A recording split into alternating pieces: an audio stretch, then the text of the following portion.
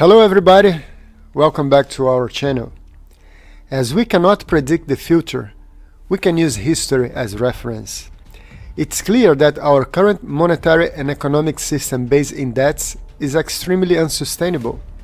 Consequently, the International Monetary Fund, United Nations, world leaders and even the royal family are calling for a new monetary system or a great reset of the economy.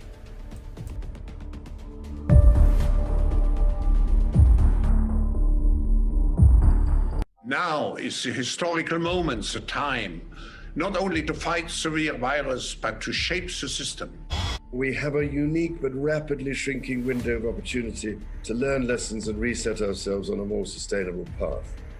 It is an opportunity we have never had before and may never have again. What is it that would make it so that history would look at this crisis as the great opportunity for reset?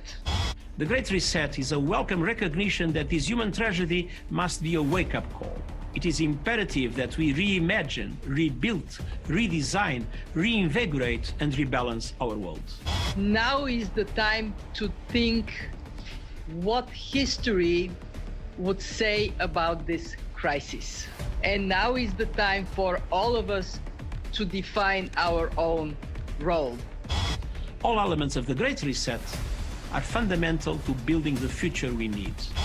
As it becomes clear that the world leaders want to reset the economy, the question is, how can you use the economic reset in our favor to preserve and increase our wealth?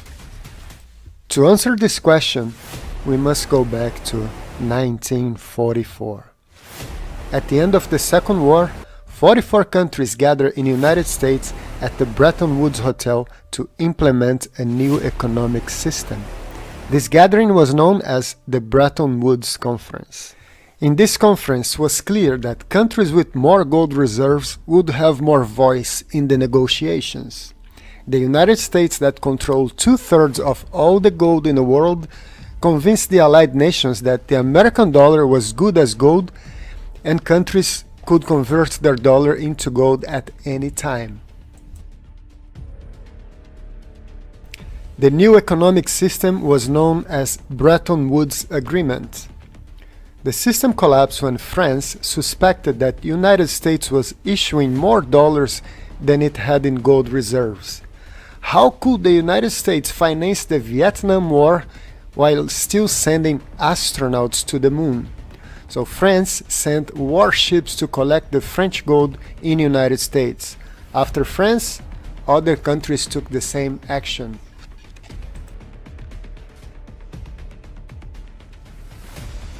With so much gold leaving the American vaults, the United States terminated the convertibility of the US dollar to gold, effectively bringing the Bretton Woods system to an end.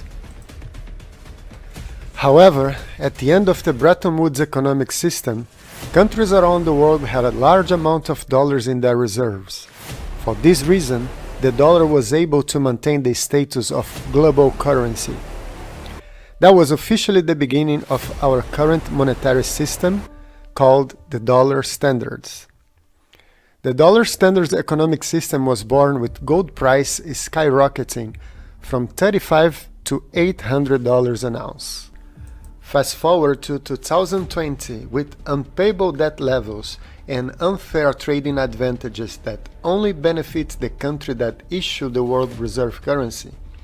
A change in the economic system is a matter of time. Using history as reference, gold played a major role every time a new economic system was implemented.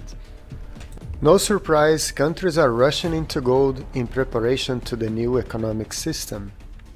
Germany repatriated its gold reserves and other countries followed the trend. Netherlands in 2014, Hungary in 2018. Poland also repatriated its reserves in 2019. Since then, Poland increased its gold reserves in 3,000%.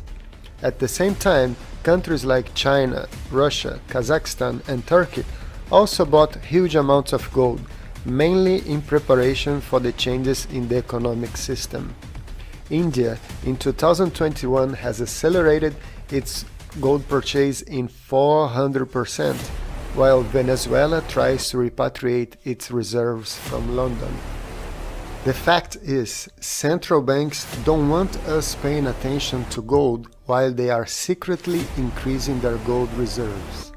The price of gold today is $1,580. The dollar during these last 3 years was devalued almost 50%.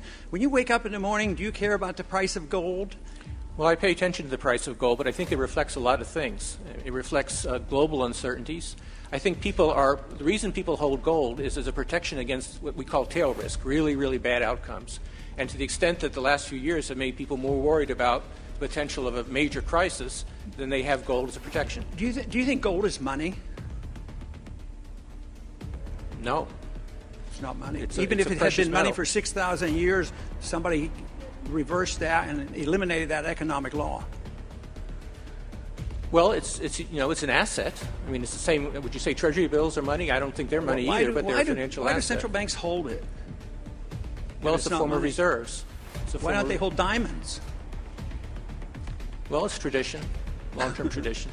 Well, some people still think it's money. I yield back. My time is up. Don't listen to central bankers, but watch what central banks are doing. Gold is money. History has proven and reminds us every time world's economic system changes. If it's good for the central banks, it must be good for us too. Cash is trash, okay? The time is coming. Buy gold and silver because you still can.